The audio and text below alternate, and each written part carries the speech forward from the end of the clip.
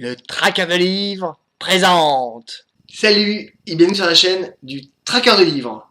Aujourd'hui, un roman historique absolument incroyable.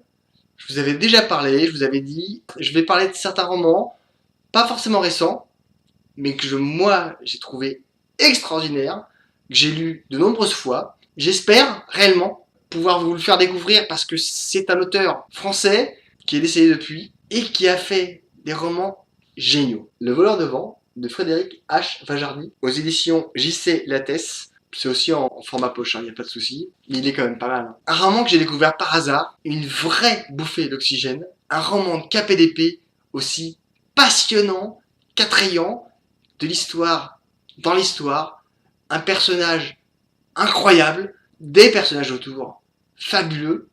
J'ai pris un pied absolu à lire ce bouquin et à le relire. 1609, un groupe d'hommes et de femmes puissants met en place un complot pour tuer Henri IV.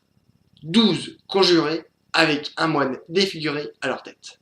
Ils ont mis en place 3 cercles de fer et de mort pour tuer le monarque. Thomas de Pomone, comte de Lissac, amiral des mers et du Levant, est appelé à la rescousse pour protéger le roi et punir les conjurés. Les Nissac ont toujours servi leur pays.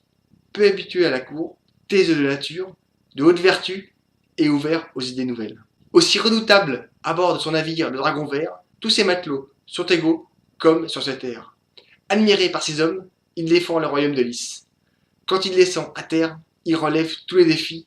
Même quand son roi lui demande sacrifice, il s'exécute. Quand enfin, il rencontre celle qui sera sienne, il s'élance dans la nuit, sabre clair, prêt à tout pour sauver son roi, son pays et sa femme. Un roman de cap et d'épée aussi magistral que passionnant.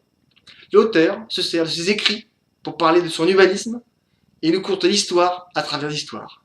Il faut lire ce bouquin. Un roman incroyable à dévorer, à partager, à proposer. S'il est cadeau, bref, éclatez-vous autant que moi. Likez, commentez, partagez, parlez entre vous, mangez des souquettes, abonnez-vous, à bientôt, au revoir.